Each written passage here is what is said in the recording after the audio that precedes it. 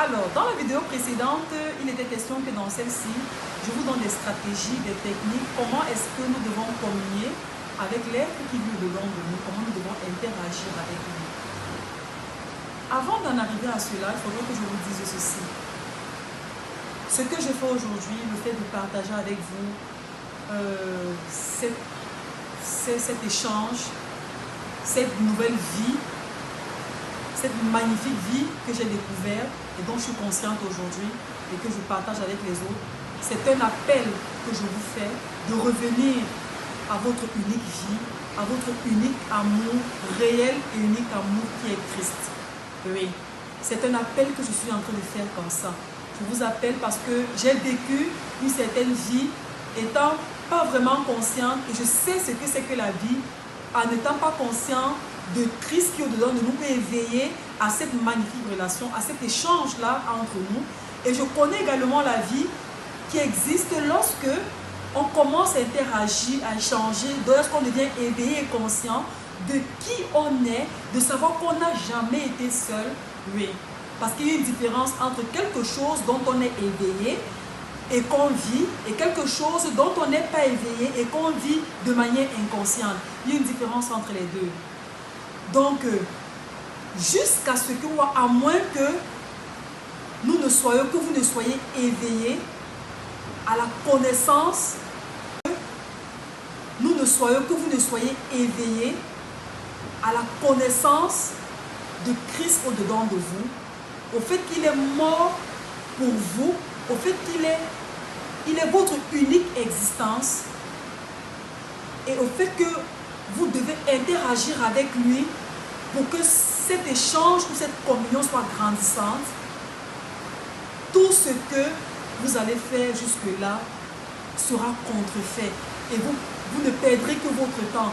Vous ne perdrez que votre temps parce que vous allez essayer comme ça de vous connecter à d'autres sources qui ne sont pas vos véritables sources, qui sont des sources temporaires, mais qui ne sont pas des sources uniques et vraies, qui ne sont pas des sources indéniables, inséparables, parce que Christ est lié à nous de manière indissociable, indissoluble. Donc on ne peut pas nous séparer de Christ. Lorsqu'on parle de Christ, on ne peut ne pas parler de lui sans sous-entendre l'homme, sans sous-entendre l'humanité, sans sous-entendre le cosmos, parce qu'il y a un être qui s'est donné.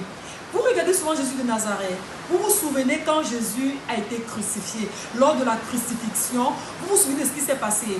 Le ciel s'est assombri, les éclairs ont commencé, tout a changé. En ce moment-là, le cosmos s'est arrêté. Tout s'est arrêté, rien ne fonctionnait plus.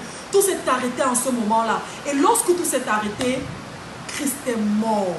Et lorsqu'il est mort, arrêté, Christ est mort. Et lorsqu'il est mort, vous avez vu, le ciel est revenu. Tout est redevenu normal. Pourquoi je prends l'exemple de Jésus de Nazareth? Parce que c'est la seule illustration que la plupart d'entre nous ont. Moi, j'ai une autre illustration que j'ai apprise dans les livres, dans les enseignements. Mais je prends cela parce que c'est la seule que nous avons tous d'emblée, par image. Lorsqu'il est mort, tout s'est arrêté et tout est redevenu à la normale. Vous savez ce que ça veut dire? Ce processus-là veut dire la fin d'un siège et le début d'un nouveau siège. La fin de quelque chose pour un début, pour le commencement d'une nouvelle humanité. Un nouveau cosmos a été créé. Quelque chose de nouveau a été fait ce jour. Lorsqu'il est mort, il était ressuscité. Quelque chose de nouveau s'est fait. Et dans cette chose nouvelle, nous sommes inclus. Est-ce que vous savez que nous avons été... Est-ce que quand ça se passait, je suis sûr, personne d'entre nous n'existait il y a 2000 ans. Ça veut dire qu'avant que le monde ne soit monde, Dieu avait un plan pour chacun de nous. Avant que le monde ne soit monde, il savait exactement ce qui se passera. Et dans ce magnifique plan, nous avons été inclus. Nous sommes des personnes nouvelles. Nous sommes une nouvelle génération. Ne nous identifions pas à ce que nous ne sommes pas. La plupart aujourd'hui s'identifient au péché adamique. Ça ne nous concerne pas. Nous sommes une nouvelle création. Nous sommes une nouvelle création. Lorsque Christ est mort, quelque chose s'est passé. Lorsqu'il était ressuscité, quelque chose de merveilleux s'est passé. Identifions-nous à cette attitude que j'aurais vis-à-vis de X ou Y ou vis-à-vis de Dieu pourrait aller à la croix. Ceci dit, c'est rentrer à la croix, changer ce qui s'est passé il y a 2000 ans. Est-ce que c'est possible? Ce n'est pas possible. C'est un appel. Je veux que nous soyons tous éveillés à qui nous sommes. Nous soyons éveillés à cet être-là qui s'est donné pour nous.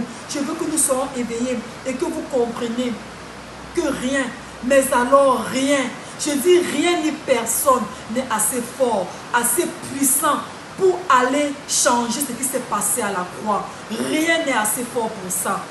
Nous sommes des vainqueurs, nous sommes aimés, nous sommes une nouvelle créature, nous sommes de nouvelles personnes. Identifions-nous à ces critères que je suis en train de citer. Identifions-nous à ça. Nous sommes aimés et nous sommes liés à lui. Plus que jamais, il est plus près de nous que l'air que nous respirons. Rien ne pourra nous séparer de lui. Rien ne pourra nous dissocier de lui. Rien. Tout ce qui nous manque, c'est le fait qu'on soit éveillé et qu'on soit convaincu de ça. C'est à partir de cet instant que la communion va découler. C'est à partir de là que la communion va découler. Dans la prochaine vidéo, je vous dirai donc comment cette communion découle. Déjà quand on est éveillé, quand on est conscient, quand on accepte, quand on se laisse aller, la communion découle. À très bientôt, je vous aime. Vous êtes des personnes aimées. Christ vous aime. Il s'est donné pour vous. Il vous aime et il ne vous laissera jamais tomber. Il ne vous laissera jamais tomber. Moi également, je vous aime. Prenez soin de vous et à très bientôt. Bisous.